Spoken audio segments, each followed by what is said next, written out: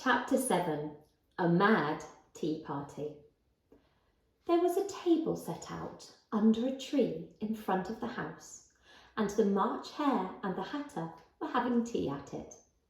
A dormouse was sitting between them, fast asleep, and the other two were using it as a cushion, resting their elbows on it and talking over its head. Very uncomfortable for the dormouse, thought Alice, only as it's asleep, I suppose it doesn't mind. The table was a large one, but the three were all crowded together at one corner of it. No room, they cried out when they saw Alice coming. There's plenty of room, said Alice indignantly, and she sat down in a large armchair at one end of the table. Have some wine, the March Hare said in an encouraging tone. Alice looked all around the table, but there was nothing on it but tea. I don't see any wine, she remarked. There isn't any, said the March Hare. Then it wasn't very civil of you to offer it, said Alice angrily. It wasn't very civil of you to sit down without being invited, said the March Hare. I didn't know it was your table, said Alice. It's laid for a great many more than 3. Your hair wants cutting, said the Hatter. He had been looking at Alice for some time with great curiosity, and this was his first speech. You should learn not to make personal remarks, Alice said with some severity. It's very rude. The Hatter opened his eyes very wide on hearing this, but all he said was, Why is a raven like a writing desk? Come, we shall have some fun now, thought Alice. I'm glad they've begun asking riddles. I believe I can guess that, she added out loud. Do you mean that you think you can find out the answer to it? Said the March Hare. Exactly so, said Alice. Then you should say what you mean, the March Hare went on. I do, Alice hastily replied. At least I mean what I say. That's the same thing, you know. Not the same thing a bit, said the Hatter. You might just as well say that I see what I eat is the same thing as I eat what I see. You might just as well say, added the March Hare, that I like what I get is the same thing as I get what I like. You might just as well say, added the Dormouse, who seemed to be talking in his sleep, that I breathe when I sleep is the same thing as I sleep when I breathe. It is the same thing with you, said the Hatter, and here the conversation dropped and the party sat silent for a minute, while Alice thought over all she could remember about ravens and writing desks, which wasn't much. The Hatter was the first to break the silence. What day of the month is it? He said, turning to Alice. He had taken his watch out of his pocket and was looking at it uneasily, shaking it every now and again and holding it to his ear. Alice considered a little and then said, The 4th. 2 days wrong, sighed the Hatter. I told you, butter wouldn't suit the works, he added, looking very angrily at the March Hare. It was the best butter, the March Hare meekly replied. Yes, but some crumbs must have got in as well, the Hatter grumbled. You shouldn't have put it in with the bread knife. The March Hare took the watch and looked at it gloomily. Then he dipped it in his cup of tea and looked at it again. But he could think of nothing better to say than his first remark. It was the best butter, you know. Alice had been looking over his shoulder with some curiosity. What a funny watch, she remarked. It tells the days of the month and it doesn't tell what o'clock it is. Why should it? Muttered the Hatter. Does your watch tell you what year it is? Of course not, Alice replied very readily. But that's because it's stays the same year for such a long time together. Which is just the case with mine, said the Hatter. Alice felt dreadfully puzzled. The Hatter's remark seemed to have no sort of meaning in it, and yet it was certainly English. I don't quite understand you, she said, as politely as she could. The Dormouse is asleep again, said the Hatter, and he poured a little hot tea upon its nose. The Dormouse shook its head impatiently and said, without opening its eyes, of course, just what I was going to remark myself. Have you guessed the riddle yet? The Hatter said, turning to Alice again. No, I give it up, Alice replied. What's the answer? I haven't the slightest idea, said the Hatter. Nor I, said the March Hare. Alice sighed wearily. I think you might do something better with the time, she said, than waste it in asking riddles that have no answers. If you knew the time as well as I do, said the Hatter, you wouldn't talk about wasting it. I don't know what you mean, said Alice. Of course you don't, the Hatter said, tossing his head contemptuously. I dare say you never spoke to time. Perhaps not, Alice cautiously replied, but I only have to beat time when I learn music. Ah, that accounts for it, said the Hatter. He won't stand beating. Now, if you only kept on good terms with him, he'd do almost anything you liked with the clock. For instance, suppose it were 9 o'clock in the morning, just time to begin lessons. You'd only have to whisper a hint to time, and round goes the clock in a twinkling. 1:30, time for dinner. I only wish it was, the March Hare said to itself in a whisper. That would be grand, certainly, said Alice thoughtfully. But then I shouldn't be hungry for it, you know. Not at first, perhaps, said the Hatter, but you could keep it to 1:30 as long as you liked. Is that the way you manage? Alice asked. The Hatter shook his head mournfully. Not I, he replied. We quarrelled last March, just before he went mad, you know, pointing with his teaspoon at the March Hare. It was at the great concert given by the Queen of Hearts, and I had to sing Twinkle, Twinkle, Little Bat, How I Wonder Where You're At. You know the song, perhaps? I've heard something like it, said Alice. It goes on, you know, the Hatter continued, in this way. Up above the world you fly, like a tea tray in the sky. Twinkle, twinkle. Here the Dormouse shook itself and began singing in its sleep. Twinkle, twinkle, twinkle, twinkle. And went on so long that they had to pinch it to make it stop. Well, I'd hardly finished the first verse, said the Hatter, when the Queen jumped up and bawled out, He's murdering the time! Off with his head!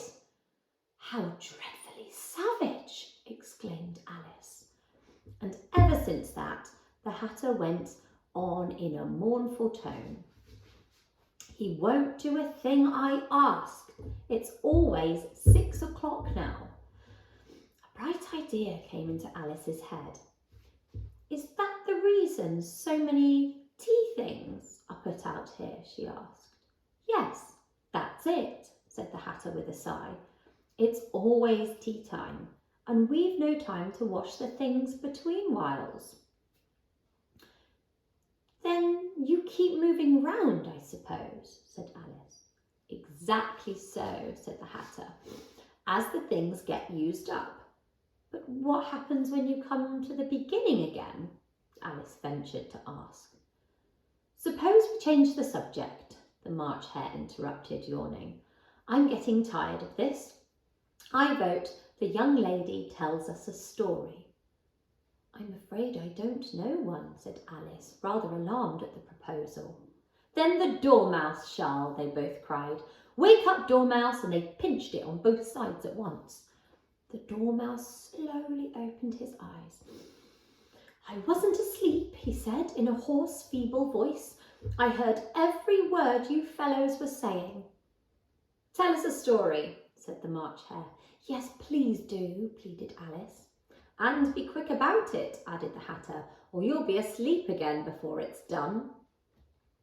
Once upon a time, there were 3 little sisters, the Dormouse began in a great hurry, and their names were Elsie, Lacey and Tilly, and they lived at the bottom of a well.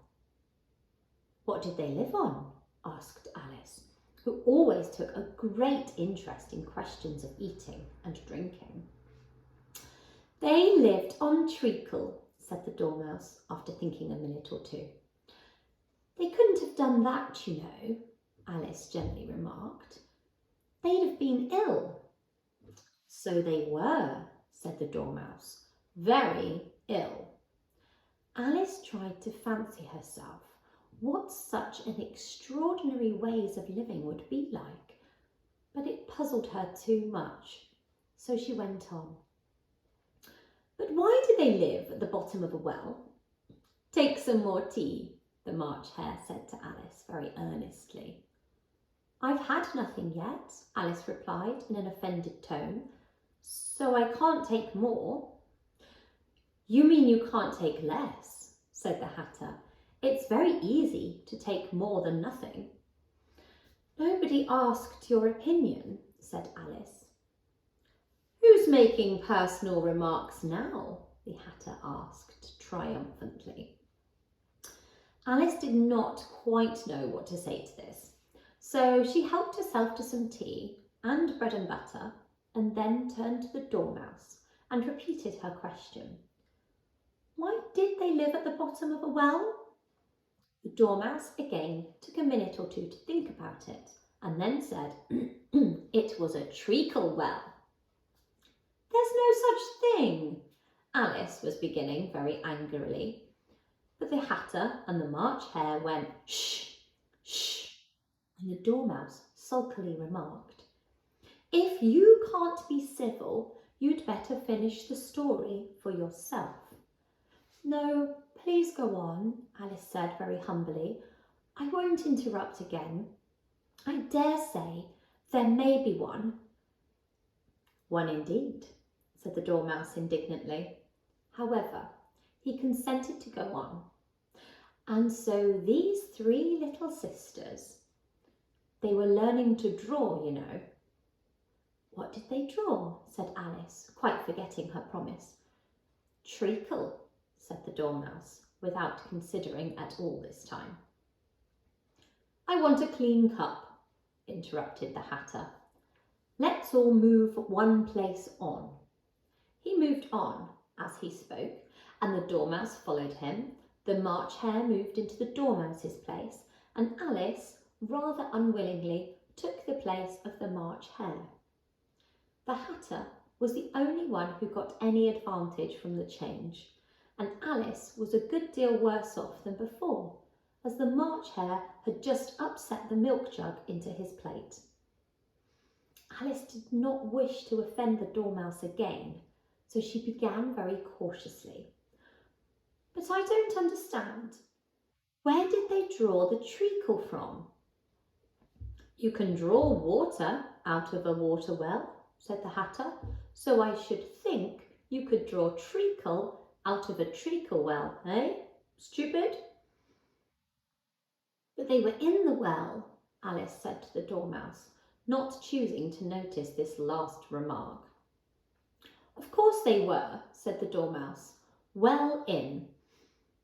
This answer so confused poor Alice that she let the Dormouse go on for some time without interrupting it.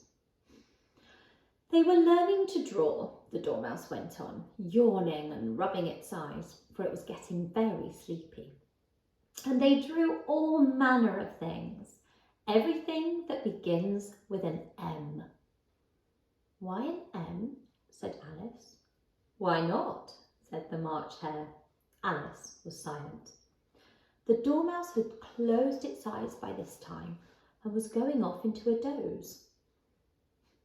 But on being pinched by the Hatter, it woke up again with a little shriek and went on. That begins with an M, such as mousetraps and the moon and memory and muchness. You know you say things are much of a muchness. Did you ever see such a thing as a drawing of a muchness? Really now you ask me, says Alice, very much confused. I don't think. Then you shouldn't talk, said the Hatter. This piece of rudeness was more than Alice could bear. She got up in a great disgust and walked off. The Dormouse fell asleep instantly, and neither of the others took the least notice of her going, though she looked back once or twice, half hoping that they would call after her. The last time she saw them, they were trying to put the Dormouse into the teapot. At any rate, I'll never go there again, said Alice, as she picked her way through the wood. It's the stupidest tea party I ever was at in all my life. Just as she said this, she noticed that one of the trees had a door leading right into it. That's very curious, she thought, but everything's curious today. I think I may as well go in at once. And in she went. Once more, she found herself in the long hall and close to the little glass table. Now I'll manage better this time, she said to herself, and began by taking the little golden key and unlocking the door that led into the garden. Then she went to work nibbling at the mushroom. She had kept a piece of it in her pocket till she was about a foot high. Then she walked down the little passage, and then she found herself at last in the beautiful garden among the bright flower beds and the cool fountains.